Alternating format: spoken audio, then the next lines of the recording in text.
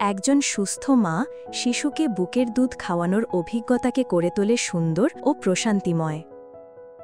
কিন্তু অনেক মায়ের অ্যাসিডিটির কারণে বুকের দুধ খাওয়ানো কঠিন হয়ে ওঠে।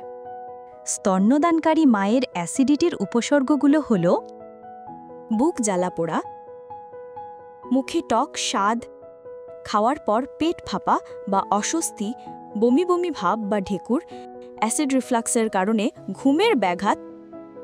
কিন্তু এই অ্যাসিডিটির কারণ কি?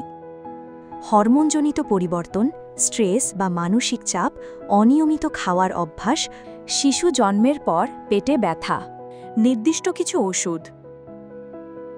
লক্ষণগুলো প্রকাশ পেলে দ্রুত চিকিৎসকের পরামর্শ নিন। সুস্থ মা, সুস্থ শিশু।